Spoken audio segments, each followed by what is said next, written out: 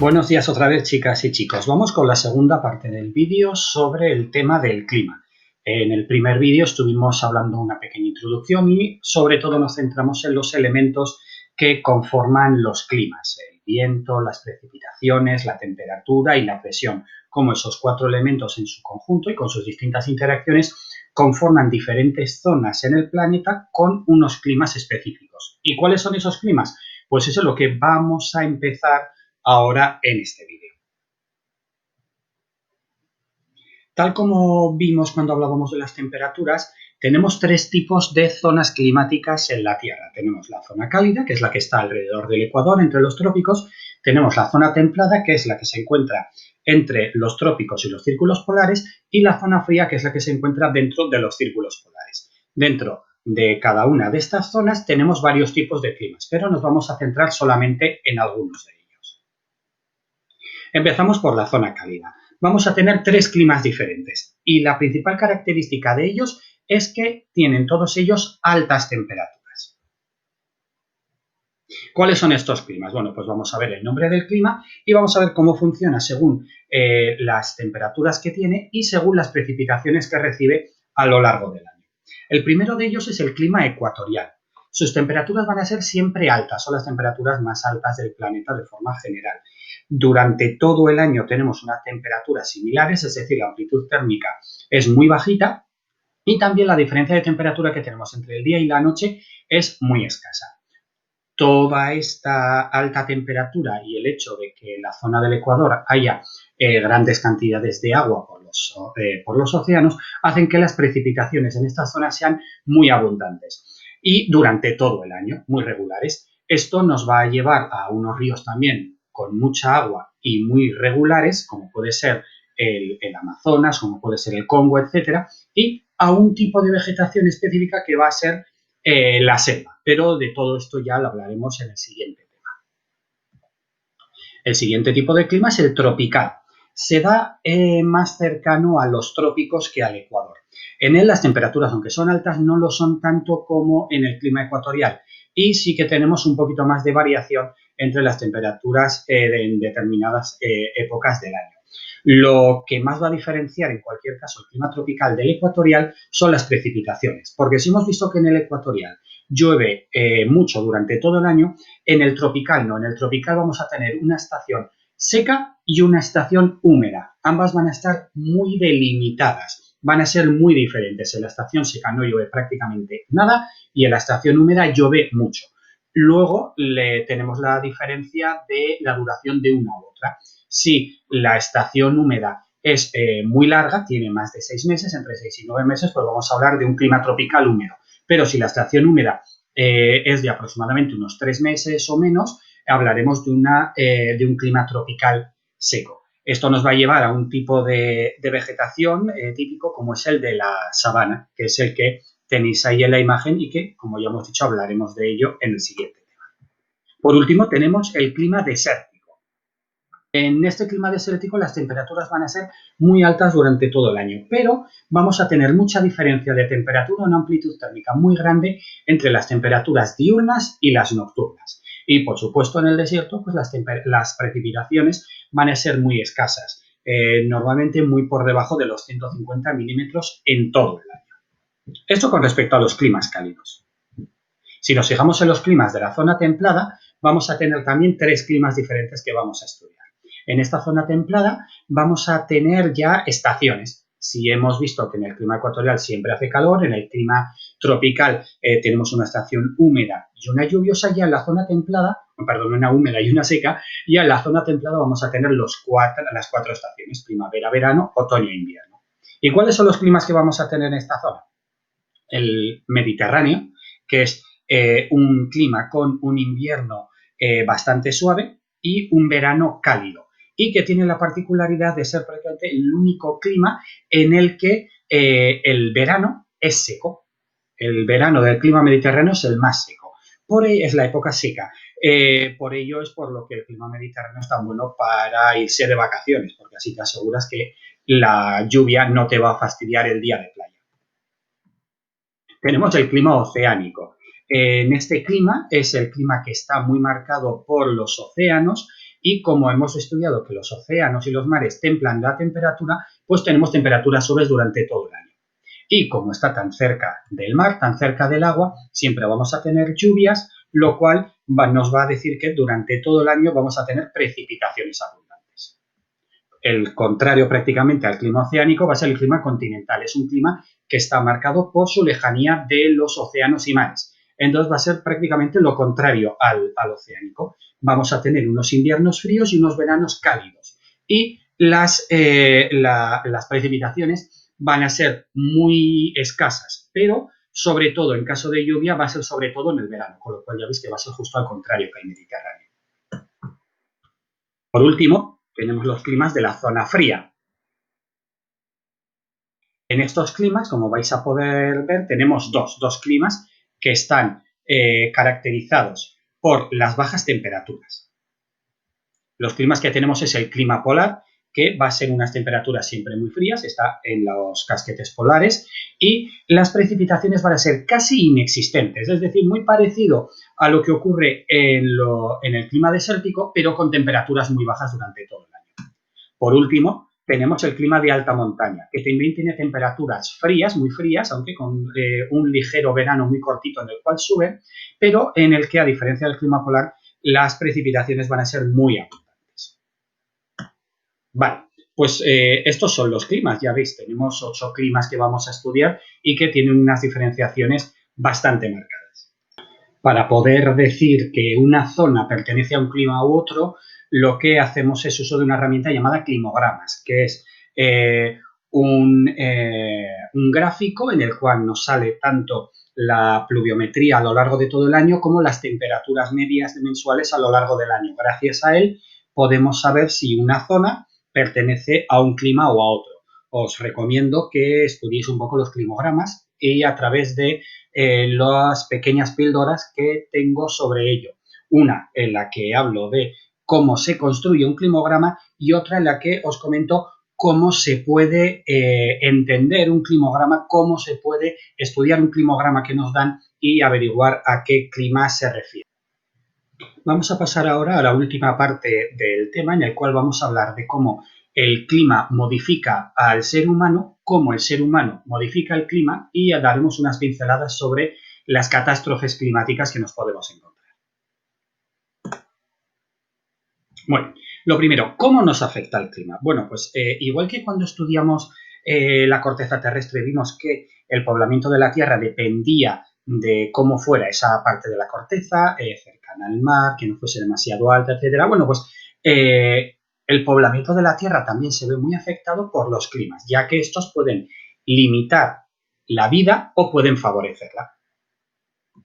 Es decir, podemos tener una serie de condiciones adversas por el clima. Por ejemplo, un caso de frío extremo. Los casos de frío extremo, como puede ser en las regiones polares o de alta montaña, la agricultura está muy limitada, ya que el suelo puede estar congelado. En el caso más extremo de las zonas polares, solamente encontraremos algunos grupos nómadas que viven de la caza y la pesca, pero no de la agricultura. Por contra, en las zonas muy cálidas y húmedas, lo que ocurre es que se van a desarrollar selvas muy densas que se propagan muy fácilmente. Y no solamente se van a propagar fácilmente en las selvas, sino que en esta zona tan cálida y húmeda es un campo de cultivo perfecto para la propagación de enfermedades. Por ejemplo, el caso del dengue, la malaria o la enfermedad del sueño que transmite la mosca tsetse. Además, los alimentos en estas zonas se descomponen con bastante facilidad, con mucha rapidez.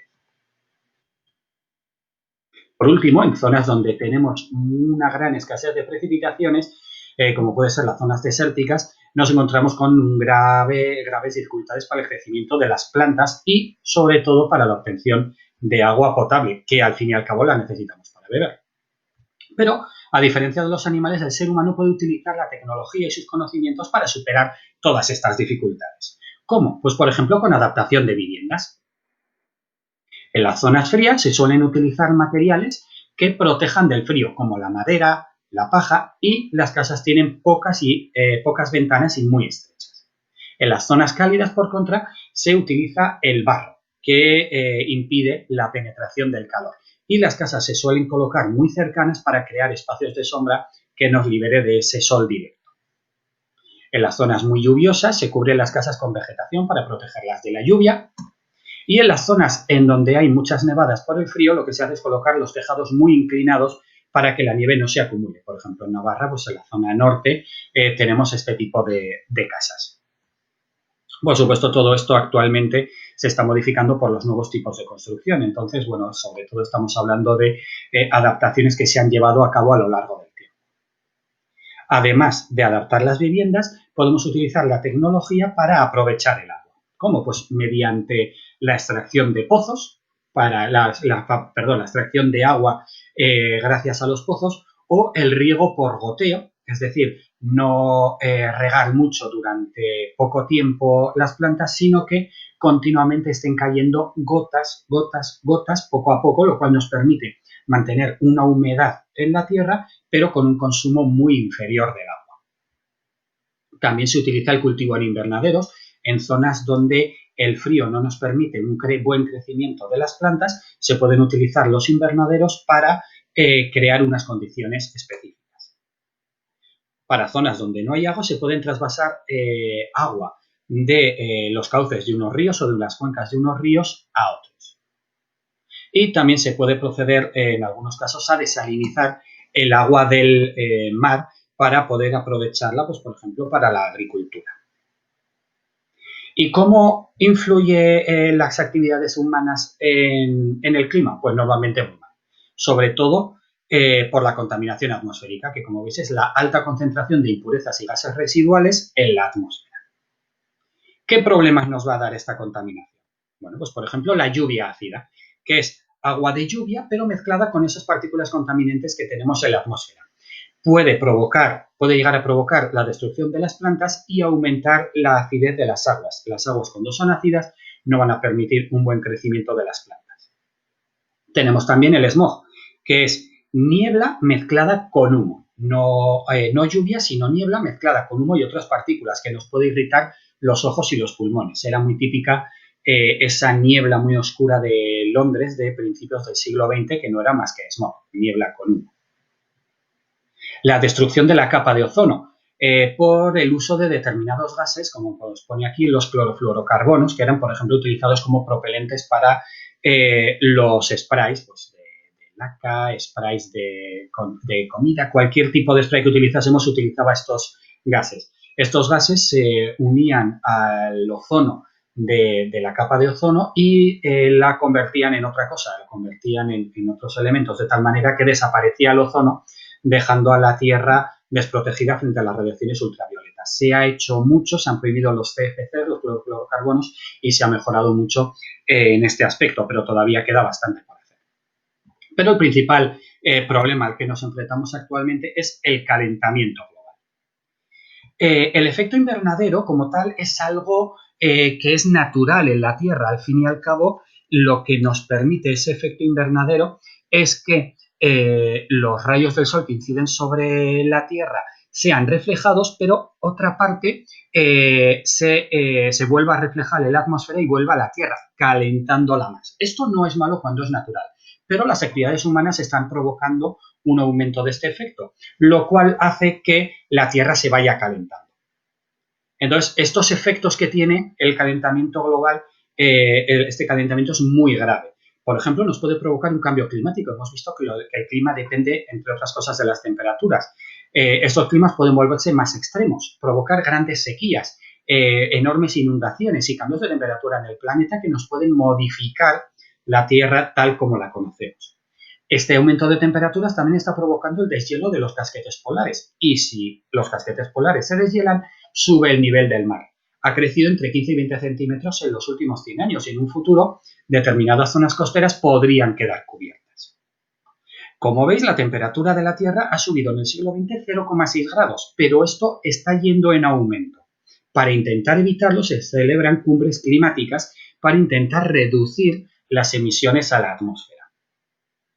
Por ejemplo, la cumbre de Kioto de 1997 fue un momento culminante en el que 35 países acordaron reducir esa producción de gases invernadero. El problema está en que algunos países como China o Estados Unidos no quisieron unirse al acuerdo y otros países se les permitió seguir provocando, seguir lanzando todo eso porque eran países emergentes que necesitaban poder llegar para mejorar la vida de sus ciudadanos, necesitaban ese tipo de gases, ¿vale? Bien, pues hasta aquí la influencia humana. Vamos a centrarnos ahora un poquito en lo que serían las catástrofes climáticas. Cuando hablamos de catástrofes climáticas nos centramos en la idea de grandes cambios muy rápidos en el clima de una zona, que puede ser causada por grandes precipitaciones o por la falta de precipitaciones o por cambios bruscos de temperatura. Los riesgos climáticos para el ser humano los vamos a centrar en tres. El primero van a ser las inundaciones. Se producen cuando llueve mucho en poco tiempo y el terreno no puede absorber toda ese agua. Sabemos que cuando llueve el agua se va absorbiendo, se mantiene en el suelo y luego pues, es utilizado, pues llega a los ríos, se crean los acuíferos o los árboles lo absorben con las raíces. Bueno, pues si llueve demasiado y el suelo no puede, por la razón que sea, absorber toda ese agua, pues entonces es cuando se producen las inundaciones. Puede provocar el desbordamiento de ríos, porque los ríos lleven más agua de la que puede soportar su cauce, con lo cual se salen de ese cauce y nos provocan grandes problemas. Puede arrastrar a personas, coches, casas, destruir cosechas y no solamente eso, sino que todos esos desbordamientos pueden arrastrar miles de toneladas de barro, causando graves problemas y propagando enfermedades. El problema está en que esta catástrofe, este tipo de catástrofes, estas inundaciones, pueden estar favorecidas por algunas cosas que hacen los seres humanos. Por ejemplo, el talar los árboles. El suelo se sujeta gracias a las raíces y además estas raíces hemos visto que actúan casi como si fuesen unas esponjas absorbiendo el agua, con lo cual si eliminamos los árboles, el suelo ya no está sujeto y ya no tenemos las raíces que nos absorban el exceso de agua. Además, en ocasiones nos ponemos a construir en cauces secos de ríos pensando que no va a haber ningún problema. Pero al llover, si llueve mucho, ese río puede reaparecer y arrastrar todo a su paso causando gravísimos problemas y muchas muertes puede llegar a causar. Además, asfaltar los terrenos, cubrirlos, taparlos de la forma que sea, pues estamos impidiendo que la tierra absorba el agua. Y al impedir que la tierra absorba el agua, estamos favoreciendo las inundaciones. Un segundo tipo de riesgo, un segundo tipo de catástrofe puede ser el contrario al que hemos visto. Por ejemplo, las sequías, que se dan cuando en un lugar llueve menos de lo habitual durante un año completo. Es decir, podemos hablar de una pequeña sequía porque hoy lleva un mes sin prácticamente llover, pero para hablar de sequía como tal necesitamos que esté durante un año lloviendo menos de lo habitual. Eso significa que podemos hablar de sequía no lloviendo nada en unas zonas, pero podemos hablar de sequía lloviendo algo en otras. Es decir, lo que necesitamos es que llueva menos de lo habitual en una zona concreta. Hay zonas donde de normal llueven, por ejemplo, 800 milímetros y podemos hablar de sequía si llueve 400.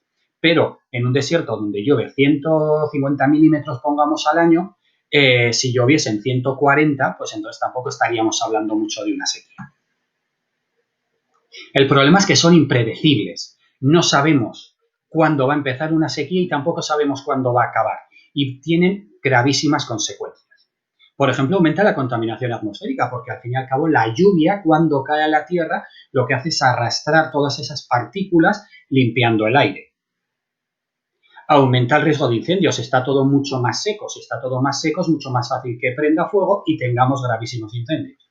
Y por último, nos puede causar pérdida de cosechas, con lo cual podemos llegar a tener hambrunas o incluso llegar a la desertización de una zona, es decir, que deje de ser cultivable una zona. Por último, tenemos los huracanes. Un huracán es una fuerte borrasca. Recordéis que las borrascas eran zonas de bajas presiones. Esas zonas de bajas presiones nos llevan al mal tiempo y la lluvia. Pero un huracán son enormes, fortísimas borrascas con vientos y lluvias de gran intensidad. Vientos de altísima velocidad y muchísima lluvia. Los vientos pueden alcanzar hasta los 250 km por hora y la lluvia puede ser de más de 600 milímetros. Es decir, en un solo huracán puede llover más que durante todo un año en determinadas zonas del planeta. Se producen sobre todo en las zonas tropicales. Ya hemos estudiado un poco los climas y cómo se distribuyen, así que ya sabemos cuáles son las zonas tropicales, porque allí el agua está más caliente, hace más calor y se evapora en gran cantidad. Cuando se evapora en gran cantidad y se dan determinadas condiciones es cuando se pueden producir esas borrascas. Se desplazan durante cientos de kilómetros y pueden cambiar de velocidad, de dirección y de intensidad. Pueden no perder intensidad hasta que entran en contacto con tierra firme. Recordad que las borrascas, estos huracanes, hemos visto que se forman por enormes cantidades de humedad que se provoca porque cuando están en el mar, en el océano, el calor provoca esas enormes cantidades, esas grandes cantidades de vapor en el ambiente. Cuando entran en tierra firme, ya no reciben esa potencia, ya no pierden esa potencia porque ya no reciben todo ese vapor de agua, pierden el combustible y van poco a poco perdiendo intensidad, pero pueden causar muchísimos daños como se solemos ver pues, muchas veces en la prensa, en la televisión, etc. Bueno, pues hasta aquí el tema. Ya veis que es un tema bastante entretenido. Nos habla un poquito de cómo es el planeta, nos habla también de cómo interpretar, cómo saber, cómo se forma la lluvia. Nos da muchas cosas realmente muy chulas. En el próximo tema hablaremos de estos climas nos llevan a unos determinados paisajes y aprenderemos a unir clima y paisaje y a estudiar cuáles son las características de cada uno de ellos. Pero como digo, esto será en el próximo tema. Ahora me despido. Hasta la próxima.